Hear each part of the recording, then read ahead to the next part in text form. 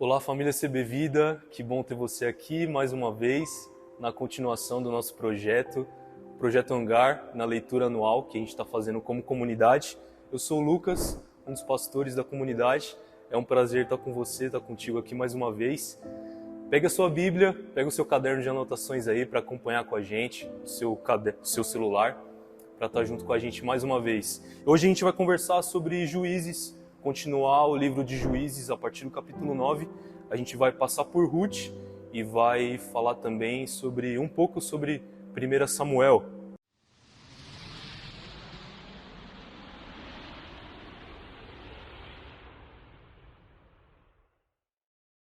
Em Juízes, no capítulo 2, o anjo do Senhor, ele diz para o povo de Israel o seguinte, nas minhas palavras: Eu tirei vocês do Egito e os trouxe à terra que prometi aos seus antepassados.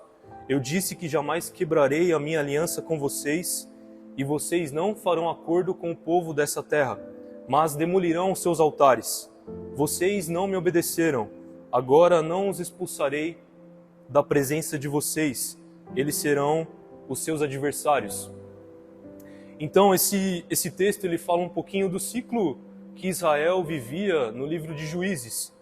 Israel ele desobedecia a Deus, e aí Deus se irava com eles, fazia com que eles perdessem as batalhas, e aí Israel clamava a Deus, e Deus enviava um juiz, enviava um líder que os liderava nas batalhas, e eles voltavam às vitórias, voltavam a ter paz. E logo esse ciclo se repetia, esse ciclo acontece muitas vezes no livro de Juízes. E a Bíblia traz para nós 14 juízes, 14 pessoas que Deus levantou como líder da nação nesse tempo. E nessa época é interessante que Israel não tinha um governo central organizado, mas Israel era organizado por tribos. Então os juízes, eles uniam as tribos para que elas pudessem ir à guerra, para que elas pudessem combater. E uma das muitas, Juízes é um livro grande também, e uma das histórias interessantes desse livro é a de Jefité. Jefité era um guerreiro valente. Ele era filho de Gileade com uma prostituta. E quando Jefité estava grande, a mulher de Gileade teve filhos também, e eles também ficaram grandes. Quando eles estavam grandes, eles expulsam Jefité da casa, dizendo que ele não era filho da mãe deles, dizendo que ele não poderia ficar com a herança. Então Jefité, ele é expulso e vai para um outro lugar, vai viver em um outro lugar. Mas chega um tempo que os amonitas, eles decidem entrar em guerra com Israel. E os líderes de Gileade, eles entram em contato com Jefité, que era um guerreiro valente. Mas esses líderes também não gostavam de Jefité. Mas como ele era bom naquilo que ele fazia, ele era um guerreiro valente, os líderes eles vão atrás de Jefité e pedem que ele lidere o povo nesse combate contra os amonitas, e ele vai. Ele decide ir com eles na promessa de que ele seria o líder daquela região. E ele foi. Primeiro Jefité ele tenta um acordo de paz. Ele tenta fazer com que os amonitas eles saiam da terra de Israel em paz. Mas ele não consegue esse acordo, então ele decide entrar em guerra. Mas antes disso, Jefité ele faz um voto para Deus. Um voto que parte dele, que não é um voto que Deus pede para ele, mas é um voto que parte dele. E ele diz o seguinte para Deus: Deus, se a gente ganhar, se Israel ganhar dos amonitas, a primeira coisa que sair de casa, quando eu estiver voltando para casa, a primeira coisa que sair, a primeira pessoa que sair ao meu encontro, vai ser oferecida ao Senhor em sacrifício. E eles ganham a batalha, e Jefité está voltando para casa, e quando ele está chegando, a primeira pessoa que sai ao seu encontro é a sua filha, a sua única filha. Jefité, ele fica muito triste, ele fica desesperado, mas ele cumpre o seu voto, e a sua filha, ela é oferecida em sacrifício. E no capítulo 13 surge o nosso muito conhecido Sansão, capítulo 13 de Juízes. E Sansão era nazireu. E o que significa nazireu? O que queria dizer nazireu? Nazireu era alguém que era consagrado a Deus, ao serviço a Deus. Essa palavra ela vem do hebraico nazir, que significa separar, consagrar. Então, no livro de Números, por exemplo, no capítulo 6, a gente pode ver tudo que os nazireus eles precisavam fazer no seu voto a Deus. Eles não podiam beber nenhuma bebida fermentada, por exemplo, eles não podiam cortar o cabelo, raspar a cabeça, e eles não podiam se aproximar de cadáveres, tanto de animais quanto de pessoas. Eles viviam essa vida separada, essa vida santificada, mas eles não viviam longe das pessoas, distantes da comunidade, mas eles viviam dentro da comunidade. E o Sansão, é interessante que os nazireus, esse voto podia ser feito tanto voluntariamente, a pessoa decide ser nazireu, ou por Deus, ou a pessoa é escolhida por Deus para ser nazireu. E Sansão ele foi escolhido desde o seu ventre a ser nazireu. Quando a sua mãe estava grávida, um anjo do Senhor falou com ela e disse que ela teria um filho e que ele seria nazireu, que ele seria consagrado a Deus. E com todo o respeito que Sansão merece, ele representa tudo que há de errado em Israel no tempo de Juízes. Ele era alguém que era dedicado, ele era consagrado a ser um servo de Deus desde o nascimento. Ele era invencível quando o Espírito de Deus estava com ele. Juízes conta pra gente que ele rasga um leão só com as mãos. Mas Sansão ele quebra o seu voto de nazireu quando ele toma o mel de um leão que estava morto. E como a gente conversou, ele não poderia se aproximar de um cadáver, ele se aproxima do cadáver do leão e toma esse mel, e ele quebra o voto. E aí, ele teria que começar o voto de nazireu novamente. Ele se contaminou. Mas é interessante que mesmo assim, o Espírito de Deus continuava a tomar posse de Sansão. Mesmo assim, ele continuava tendo o Espírito de Deus. E o que nos mostra que Deus não nos trata conforme as nossas ações, mas as suas misericórdias elas se renovam a cada manhã sobre as nossas vidas, independente da nossa performance. Sansão, ele continuava recebendo o Espírito, mesmo tendo quebrado o voto, mesmo com as suas falhas, e nós, mesmo com as nossas falhas, nós continuamos recebendo o amor de Deus. E essa história de Sansão, ela prepara o cenário da longa luta entre os israelitas e filisteus, que vai durar por muito tempo. E partindo para o capítulo 17, 18 e 19 de Juízes, eles têm a frase: naquela época não havia rei em Israel. E apesar do texto dizer que cada um fazia o que queria, naquela época Israel ela vivia uma teocracia, ou seja, Deus era quem governava através dos juízes. A sua liderança, a sua justiça tinha que aparecer através dos juízes.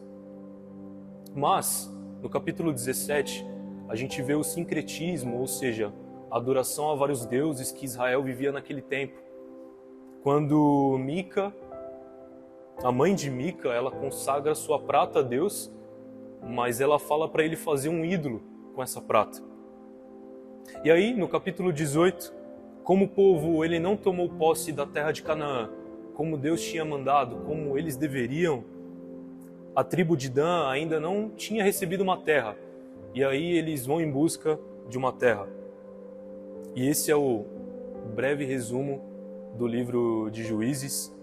A história continua e na nossa leitura a gente vai concluí-la. Entrando agora no livro de Ruth. E é um alívio ler Ruth depois de Juízes, porque a história ela é do mesmo período de Juízes, que é sobre um homem bom e duas mulheres bondosas. E o livro de Ruth, por muitos é considerado uma história de amor, mas em certos aspectos ela pode ser considerada uma história de amor, mas esse não é um romance. O amor de Deus por Israel é manifestado pelo cuidado que Ruth e Boaz têm com Noemi, que é israelita, bem como no cuidado que Boaz tem com as duas. E a figura central ao longo desse livro é Noemi. A personagem humana central é Noemi. Ela passa do vazio numa terra estrangeira, ela não morava na sua terra nascente, ela estava em Moabe. A plenitude de volta ao lar, em Belém, quando Boaz ele cumpre o papel de resgatador, se casando com Ruth e também resgatando a terra que era do falecido marido de Noemi. E é interessante que Boaz ele também cumpre a lei que foi dada por Deus lá em Levítico, quando diz que a viúva, o órfão e o estrangeiro, eles poderiam recolher as espigas que haviam sobrado das plantações, para que eles não passassem fome. Isso acontece quando Ruth, ela por coincidência, ela vai à plantação de Boaz e recolhe as espigas. Mas o que é resgatador? Se você estava com a gente ano passado, a gente teve uma série em Ruth e a gente falou um pouquinho sobre isso. O resgatador, a função que Boaz faz no livro de Ruth, ele era o responsável por garantir os direitos de descendência e propriedade. Por exemplo, a lei do resgate tinha 2 pontos principais. Se alguma pessoa, por motivo de empobrecimento, ela tivesse que vender a sua terra, o parente mais próximo ele tinha que comprar essa terra de volta. Ou se alguém, também por motivo de empobrecimento, tivesse que vender a si mesmo como escravo, o parente mais próximo ele tinha que resgatar essa pessoa. E Boaz ele cumpre esse papel, mas ele não era obrigado a fazer isso. Uma porque Ruth não era israelita, e outra porque ele não era o parente mais próximo. Mas ele faz isso. Ele decide se casar com Ruth e resgatar a terra. Porque o amor é voluntário. O amor não é por força nem violência. O amor é voluntário. E aí, a descendência de Ruth e Boaz, da descendência de Ruth e Boaz, é que surge Jesus. É que surge Davi e depois Jesus. Esse é um breve resumo também de Ruth. 1ª e 2ª Samuel formavam um só livro, e depois é que eles foram divididos em 1º e 2º. E eles tratam da transição do último juiz para o primeiro rei, que foi Saul, e fala também do reinado de Davi. Então a história ela vai se concentrar nesses 3 personagens, né? 1 Samuel e 2 Samuel vai se concentrar nesses 3 personagens. Samuel, que foi o último dos juízes, e foi o profeta também que ungiu os 2 primeiros reis, Saul e Davi, que foi o rei que teve maior destaque em Israel. E o livro ele se divide em 4 partes básicas. A primeira parte ela trata exclusivamente de Samuel. A partir do capítulo 1 vai falar do nascimento, vai falar do chamado e vai falar do começo da carreira de Samuel. E também fala da parte em que Israel ele perde a Arca da Aliança e depois consegue retomá-la. Então, na parte 2, a partir do capítulo 8, estão Samuel e Saul. E uma questão aqui é essencial: a advertência que Deus dá quanto à monarquia. Não havia, naquela época, nenhuma potência mundial dominando a Palestina. E era um tempo propício para que um poder local forte, dominasse os demais. E foi isso que Davi fez na sequência. Mas o maior obstáculo para isso era os filisteus, veio dos filisteus. Então, pela influência dos filisteus, a influência dos ataques que eles faziam a Israel, o povo de Israel pede um rei para que o rei pudesse protegê-los. E ao exigir um rei, o povo de Deus, ele rejeita a Deus como rei, porque Israel ela vivia uma teocracia. Deus era o rei, Deus era quem governava. Mas Deus ele faz um alerta ao povo, dizendo que eles iam se arrepender de terem pedido um rei antes da hora, e o que de fato acontece com Saul e outros reis maus que surgem na história de Israel. E muitas vezes nós não sabemos qual é a vontade de Deus para nós, para muitas das nossas escolhas importantes que nós temos que fazer, mas nós temos que tomar decisões. E na caminhada com Deus, nós vamos aprendendo a sua vontade para nós. Isso não significa que nós teremos todas as respostas, mas significa que, conhecendo o caráter de Deus, nós iremos estar conhecendo a sua vontade. Conhecendo o caráter de Deus, nós conhecemos a sua vontade. E viver contra a vontade de Deus tem suas consequências, que nada tem a ver com castigo, são apenas consequências das nossas ações, das nossas próprias escolhas. E na parte 3, a partir do capítulo 16, estão Saul e Davi. Davi, ele é um ungido, o próximo rei de Israel. E Saul e seu herdeiro ao trono, Jonatas, seu filho, eles morrem em batalha. E essa parte se concentra, essa parte 3, a partir do capítulo 16, se concentra na ascensão de Davi ao trono. E a parte 4, você vai ficar com um gostinho de quero mais, eu espero, porque a parte 4, ela está em 2 Samuel. E esse é o breve resumo, começando em Juízes, passando por Ruth e terminando em um trechinho de 1 Samuel. Deus te abençoe.